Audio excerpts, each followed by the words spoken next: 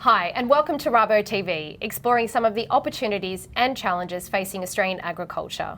Today we're joined by Charlie Clack to take a look at the fibre industry, and I'll be providing an update on the markets. But first up, COVID-19 has disrupted labour capacity globally. And here in Australia, it's impacted the horticulture sector's ability to harvest crops. Today we're joined by Richard Shannon of Growcom, an industry body representing Queensland's fruit, vegetable and nut growers. Queensland's horticulture industry is worth over $3.1 billion per year at the farm gate, employing around 25,000 people. Hi Richard, welcome to the program. It's been a year now since the supply of seasonal and traditional labour dried up with COVID. What sectors have been the most vulnerable to these labour shortages? Yeah, it's a really important question. We're hearing plenty of reports of impacts across the Australian economy. We can't forget the impacts on horticulture. We've been reliant on overseas workers for some time. 3/4 of our labour pool are backpackers, and so you'd appreciate with international travel stopping that it's had a huge impact on horticulture. So the current seasonal labour shortfall sits at about 26,000 people. What are some of the initiatives aimed at filling that gap? Yeah, so our labour situation is bad, but we continue to see it getting worse. Until international borders reopen, things are going to get worse unless we're able to bring in workers, for example, from Pacific Island nations who have historically come into Australia for this work, or unless we get many more Australians to take up these harvest roles. There's been a relaxation around the number of hours an international student can work. For example, there's also an additional incentive for domestic students.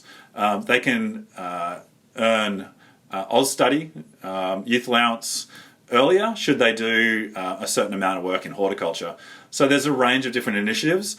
There's also a lot of sort of regional work that has been going on, local and regional initiatives, tapping into parts of the community that maybe haven't been a big part of our labour pool previously. Things like, trying to attract recently arrived Australians, migrant communities, tapping into school leavers, so people who are leaving grade 12 last year, they had a rough end of their schooling life and now probably scratching their heads wondering where they're going to get a job, so there's an enormous opportunity for them. And are growers discovering their own solutions? We had a great example of a chinchilla melon grower through his own personal networks, attracting a half dozen school leavers from Brisbane, kids who'd never left the big smoke, who found themselves out on a melon property in sort of central or western Queensland and having the time of their lives. Honestly, they couldn't have rated that experience more highly. So there are some really positive stories.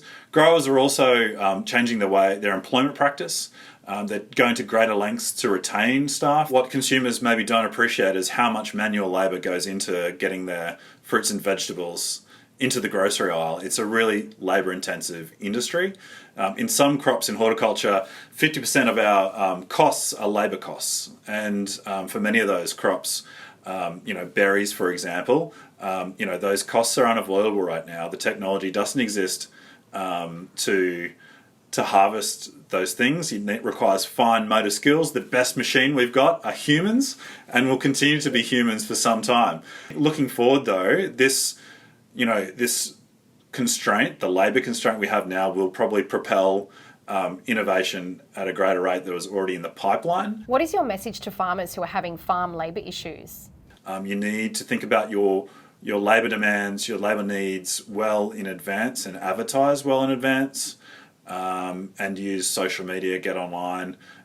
There is a national farm labour marketplace or jobs board called Harvest Trail. Recommend you register your jobs on there and try and put in place some things that would make it easier for workers to find you, to stay with you longer term. Thanks so much for your time, Richard. Let's hope this leads to new opportunities for people seeking work. Thanks, Claudine. Thanks for having me on today, and also your interest in this issue. It's such an important one for horticulture and agriculture in Australia. It's a big challenge for the industry at the moment, Claudine, and I think we might see higher prices in the supermarket as a result. Let's hope they resolve these issues soon. So what's happening in the markets this week, Ben? Well, the talk of the markets over the past week has been the Ever Given container ship, which had been stuck in the Suez Canal since the 23rd of March. The blockage has now been cleared, however hundreds of cargo ships are still banked up in the Mediterranean and the Red Sea.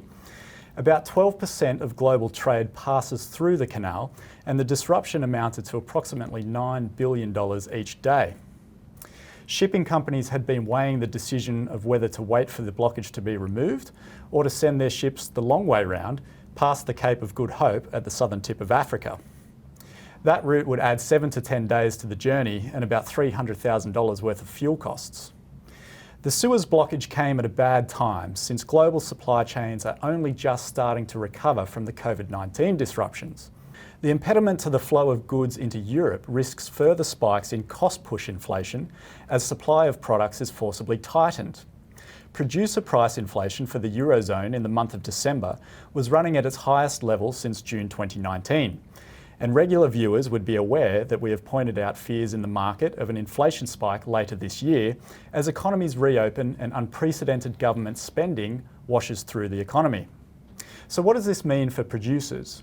Depending on where you are, increased shipping costs and uncertainty around delivery times may mean that traders are less willing to pay high prices for the commodities that they are buying, despite charging a premium to deliver these products in Europe.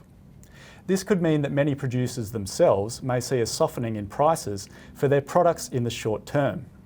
Coffee is particularly affected, as are crude oil and natural gas cargoes. US personal incomes data for the month of February was released late last Friday. The data showed a decline of 7.2% for the month, which is the biggest on record. The sharp decline is primarily due to stimulus checks being mailed to households the month before, and we expect a bumper figure in March as another round of stimulus checks are sent out. Personal spending data was 1% lower for the month, with the graph demonstrating the short-term sugar hit effect of stimulus checks on household consumption. The Biden administration will be grappling with how to create a more sustainable consumer-led recovery over the course of the year. This is relevant for Australia because, as the old economic aphorism goes, when the US sneezes, Australia catches a cold. The Aussie dollar finished the week stronger at 76.40. Brent crude is dealing at $64.40 a barrel, and December 2021 Chicago wheat futures are dealing at just over 290 Aussie dollars per tonne. And that's finance. Thanks, Ben. And now to Charlie, what's happening in the fibre market? Thanks, Claudine. For world fibre markets, COVID-19 has been one of the largest challenges in recent history. As infections surged across the world, social restrictions, stay-at-home orders, and the closure of non-essential retail spelt bad news for the globe's clothing and apparel retailers. After all, who was heading out to buy a new outfit when the shops were closed and social events were cancelled? Our chart this week highlights the extent of this fall in clothing retail sales in early 2020. So compared to late 2019, retail sales in the UK and US, arguably two nations hardest hit by the virus, fell more than 80% in April. In Japan and China, the fall was closer to 50%, with China seeing that impact earlier in March. And here at home, Australian retailers faced a 70% fall in sales through April. Now, these sales do not include online retail, which certainly increased over the period, around about 21%. However, it was not enough to offset such a sharp fall in in-store sales anywhere in the world. The fall had significant knock-on effects for fibre markets. World cotton demand fell by a record 15% last season, while wool demand also fell sharply. And this is a major concern for local growers. However, there is good news on the horizon. Over the past 12 months, fibre demand has been in recovery across several major regions, but the trend isn't consistent. In Australia, customers have rushed back to clothing retail amidst low levels of national infections and broader consumer confidence. So this December, we purchased 20% more clothing and apparel in store than the year earlier, which was prior to COVID. Recoveries have also been strong in Asia, with Japan and China reaching back to more normal levels recently.